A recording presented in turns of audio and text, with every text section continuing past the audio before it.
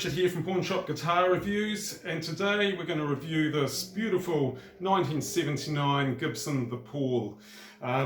These were made for about 4 years, from 1978 to 82. They were made of solid walnut, and after that point they started making a few others out of solid mahogany, and they were called Firebrand.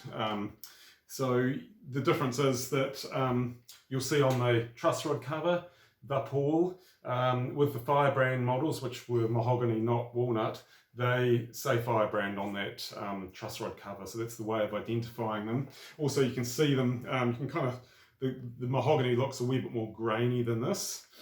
These are fantastic guitars. You would think they were like a budget model, and I guess they were in a sense, because they had no cap on the top. It's just one, there's just one level of timber, no cap. But the sound out of these is phenomenal. They sound really, really good, especially the walnut ones. I did read up quite a bit about these before I bought them. I've actually owned 3 of these now. And the story goes that Les Paul himself was doing a gig and broke a string in this Les Paul Custom. Somebody handed him one of these as a backup, and he was astounded. He said, "This sounds just as good as my Les Paul Custom." So they had the same parts, so basically exactly the same pots, bridge, tailpiece, tuners, beautifully made tuners. They were all identical to the Les Paul Custom, even the ebony fretboard, which is astounding, really, that they would put an ebony fretboard on one of these. But so all high spec parts, and you would never know it to look at it. It just looks like a kind of a entry level guitar, but absolutely not. So if you're looking at one of these, you really, it's a top guitar. I mean, it's capable of anything, really. Totally reliable, gigging guitar, fantastic for recording. The other cool thing about this is that they're quite light. They're a lot lighter than Les Paul. This one weighs at 8 pounds. The other 2 I had weighed at 8.5 pounds, so a bit heavier than this. This one is amazing. It's 2-piece, quite rare. The other 2 were more like 5 bits of walnut that were glued together. Neck profile. So the neck profile on these, they're like probably the closest would be like a 50s neck profile. So a bit chunkier than a 60s slim taper. So from the first fret to the back of the fretboard, 22 mils there. At the first fret, 5th fret, 23.5, and up to 25 at the top, 12th fret. Now they will all vary a bit, because back in those days they were shaping the necks by hand, so that there is variation there. But generally they're like a fairly vintage feel, reasonable heft to the neck. Fantastic sustain on these. Another feature I like is just the fact that the pickup selector's down here, so it's much easier than getting up here to it, And of course the big draw card to these guitars is also, of course, the T-top pickups, which were a classic. They kick the pants off anything new that I've heard, hand wound, etc. They just sound great. Maybe that's the age of them, being 45 years old. But they just sound lovely. The output is 7.5 exactly, and so they're a low output pickup with beautiful chimey tones, not at all compressed, just an open sounding pickup. Absolutely beautiful for blues, rock, versatile for anything really. The best way that you will hear these pickups is on the intro to this video. You'll hear that song is a song that I recorded in my band using this as the rhythm guitar.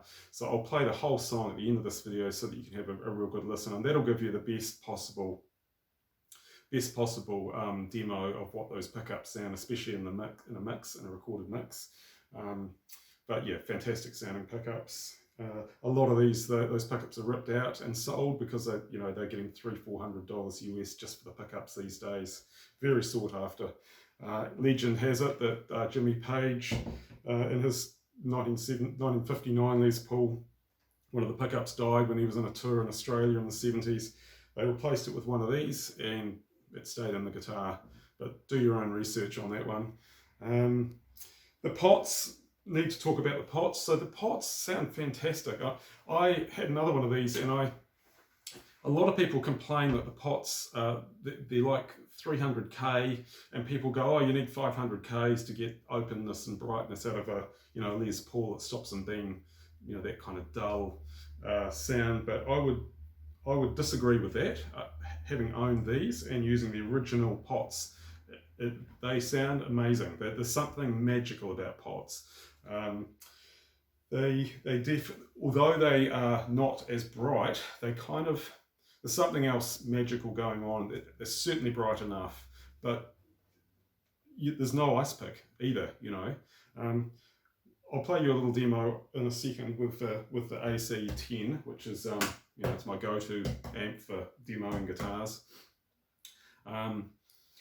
But yeah, a lot of people whip the pots out and go for brighter pots. I did that and I didn't like the sound nearly as much. It just sounded trebly and it just lost some of the goodness in the bottom end. So just something to be aware of.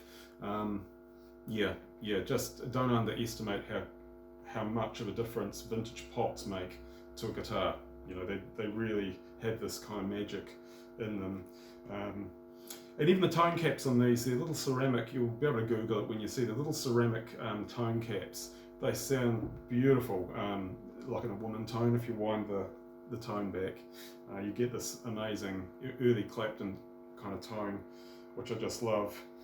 So all in all, a fantastic guitar. They're obviously 43 mils, they're just standard Gibson shape. The neck, again, as I said, it's more of a kind of a fuller, not a baseball bat by any means, sort of in between really, but just a good, decent guitar, nice and light. They have a nice cutaway in the body, which is just super comfortable. They're just one of the most comfortable guitars I've actually played with. Totally balanced, no neck dive. So if you can find one of these, they're a killer guitar.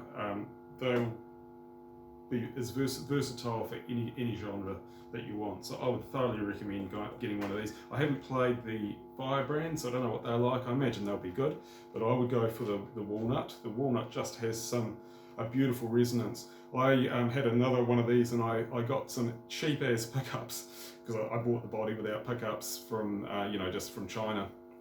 $9 for 2 humbuckers, and chucked them in it, and lo and behold, they sounded awesome. Little ceramic cheap pickups, they sounded awesome, and I think that's a reflection of the tone in the body of the guitar. It just has some beautiful sort of bottom end and sustain to it. Anyway, I'll give you a little demo, but as I say, it's hopeless trying to hear sound demos when guys play on YouTube, so I tend to try not to do too much of it. As I say, if you really want to hear what they sound like, listen to that song at the beginning of this video, and I play the whole song at the end, so you really put headphones on and have a good listen. You'll get to hear how these do sound. They sound fantastic, as good as any vintage Les Paul, apart from the 1959 Holy Grails. So just a bit of a flick up to the neck. Turn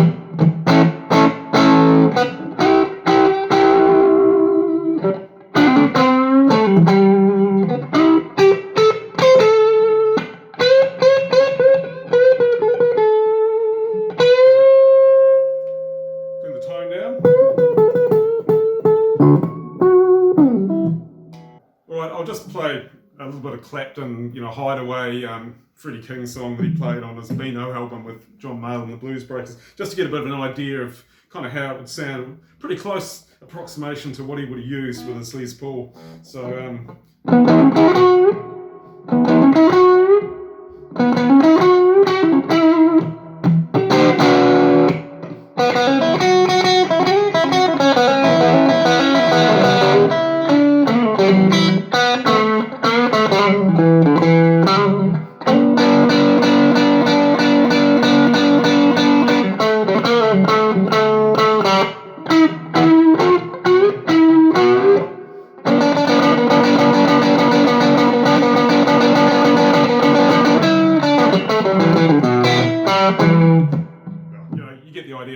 Flip to the bridge pickup.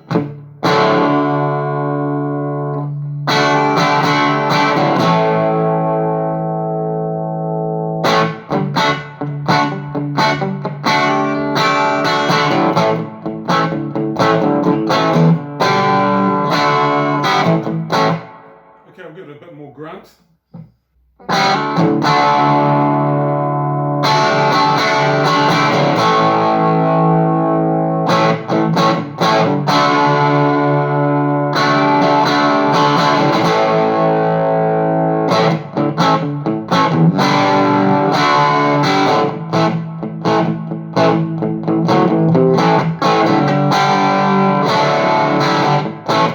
Straight into AC/DC, you know, it's beautiful. It's just a beautiful open sounding pickup.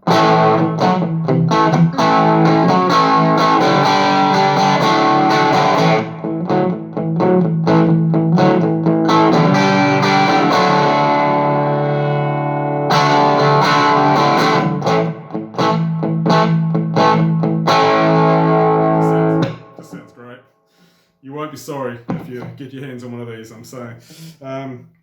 Alright, so middle position, I guess. We've got a bit of dirt on the amp there, so if we bring that down a bit.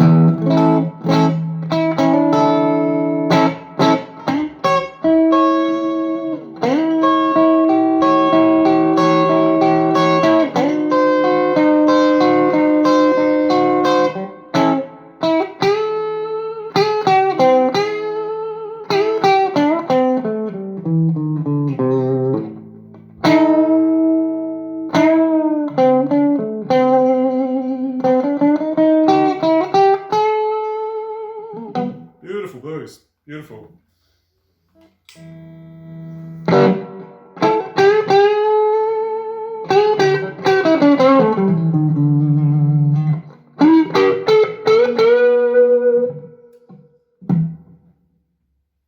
So anyway, highly recommended. I highly regard these guitars. So if you are thinking of buying one, keep an eye out. You will, you know, they go for ridiculous prices, but then every now and again you'll get one for a reasonable price. So just you know, there are people you'll see often on eBay, if it says Japan on it and it's $3,000, you know, they just tend to do that. I think they try and get top dollar for stuff, but you shouldn't have to pay anywhere near that much. I would say a good price for one of these, US dollars, sort of $1,400-$1,500. You know, maybe cheaper. Yeah, but by all means, yeah, they're fantastic guitars. So yeah, if you have any questions, just leave a comment below. And if you enjoy these videos, I really love doing them. Please hit the subscribe button and click the bell and click the like, and I'll really appreciate it. All right, have a great day and happy guitar hunting. Cheers.